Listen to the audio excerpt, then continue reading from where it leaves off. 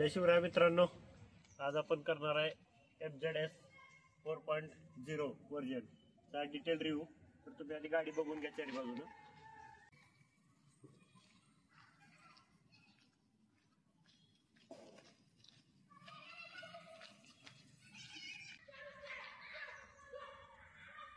तर गाडीबद्दल सांगायचं तर सुरुवात आपण पुढून करूया। गाडीमध्ये पूर्ण LED हेडलाइट आहे, टायर आहे असा वाईट टायर आहे पुढचा सुद्धा, असा एकदम लहान नाहीये, 100 सेक्शनचा टायर आहे पुढचा।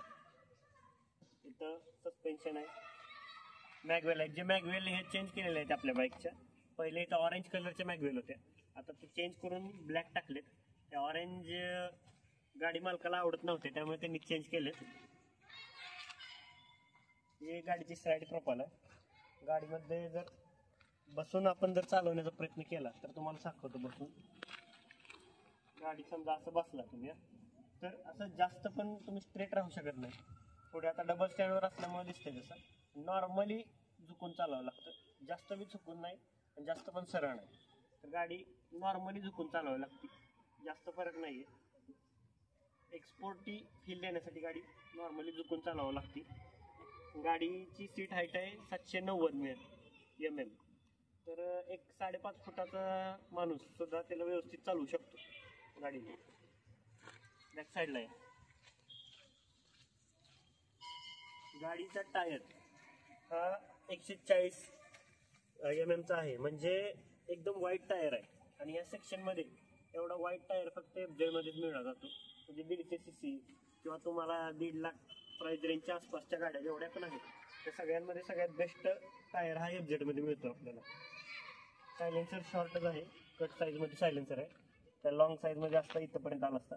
कट साईज मध्ये व्यवस्थित आहे, फुटरेस्ट आहे 2 या। ब्रेक एक डिसेंट असा आहे, जास्त पण मोठा नाहीये, डिसेंट असा आहे। इंजिन गाडीचा इंजिन आहे 149 cc चं, तर तुम्हाला गाडीचा साऊंड ऐकवतो।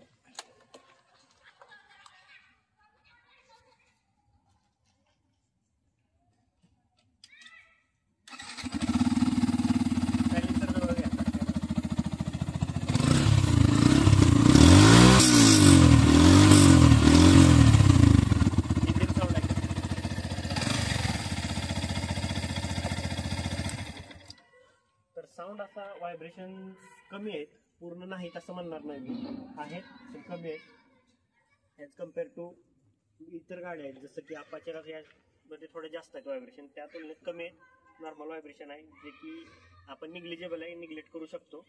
डिस्प्लेमध्ये आपल्याला काय काय मिळतं या बघू। गाडीच्या डिस्प्लेमध्ये टायमिंग मिळतंय, पेट्रोल मिळतंय, स्पीड मिळतंय, RPM किती आहे, काय गाडी किती पडली, काय ट्रिप बघूया आपण। ट्रिप चेंज होती, trip 1 main trip, trip 2, average दिसतंय, एवढ्या गोष्टी आपल्याला दिसतात। गिअर कोणता आहे हा काही डिस्प्लेमध्ये दिसत नाहीये।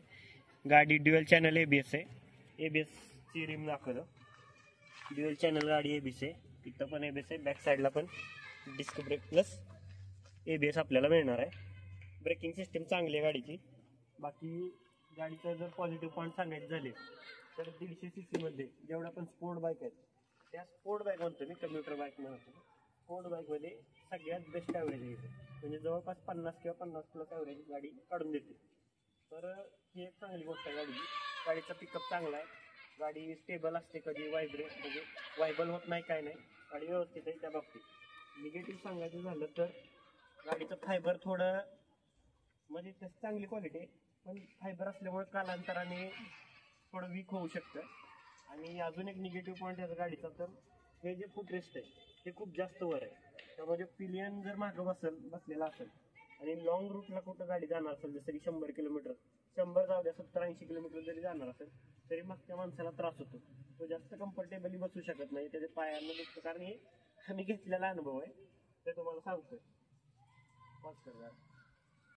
तर ओव्हरऑल विचार केला आपण गाडीचा, जर तुम्हाला एक स्पोर्ट बाईक पाहिजे असेल चांगला, म्हणजे इंजिन एवढं पण पॉवरफुल नाही की जसं तुम्ही अपाचे सोबत कम्पेअर करू नका, पण जर स्वतःमध्ये एक म्हणजे डिसेंट इंजिन पॉवर पाहिजे असेल आणि चांगलं मायलेज पाहिजे असेल तर तुम्ही गाडी नक्की कन्सिडर करू शकता. लुक वाईज ज्याचा त्याचा आपला निर्णय असतो. काही लोकांना गाडीचा लुक आवडतो, काही जणाला आवडत नाही. बाकी तो तुमचा निर्णय आहे लुक वाईज. पण बाकी ओव्हरऑल पॅकेज जर विचार केला, ज्या प्राईजला आपल्याला गाडी मिळते त्या हिशोबाने तुम्ही कन्सिडर करू शकता. गाडीचा एक डिटेल मायलेज टेस्ट पण आपण करणार आहे. त्यासाठी आपल्या चॅनलला सबस्क्राईब करून ठेवा. जय शिवराय.